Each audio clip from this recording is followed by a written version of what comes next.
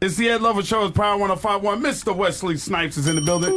Now, earlier we were talking about, let me let y'all know why Wesley is here. Brooklyn Finest come out on Friday. Antoine Fuqua is the director. Don Cheadle, Ethan Hawke, and Richard Gere are all in this movie, along with Wesley Snipes. Ellen Barkin is with us as well. Yeah, that's a nice cast right there. Yeah, not bad at all. You were saying that it's been 25 years for you already?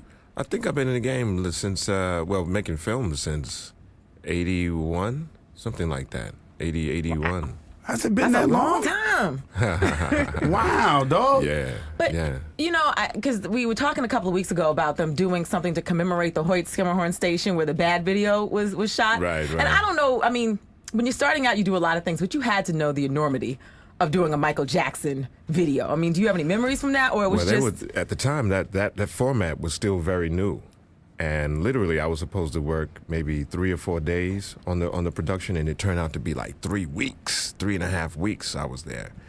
I didn't really get it at the time, you know, and I actually, funny enough, I was more excited to be working with Scorsese because he was the filmmaker, you know, wow. and Q, I mean, Quincy Jones was the co-producer, so that connection was really the hook for me. Right. And then Michael came in and showed me how it was supposed to be done. You know, showed me exactly how performing is supposed to be. His rehearsals were like performances, straight out the box. No half-stepping, no, I'm modulating, you know, no, I'm marking my movements. Nah, he came straight up, out the box, 110%. I said, okay, so that's the way I got to roll from now on. Right. When I come to the game, when I come on the set, I'll be ready to do exactly what I want to do, the way I imagine it, full out. From the jump street. Every time. Every time. Right. I don't always get there, but that's the goal. You know what I'm saying? So that's the way Michael went when you guys were doing the Bad video, from rehearsals to everything. Like, we're doing this like we're taking it. Except when we walked down Adam Clayton Powell Boulevard. How was that? It was a trip. Our people, New Yorkers are real, you know. Yeah. They let them know, like, Michael, we love you. And then the other was like, Michael Jackson, you ain't bleep. You ain't like Michael Jackson, bleep. Wow. Wow. How did Michael take all that in? He was a little shook.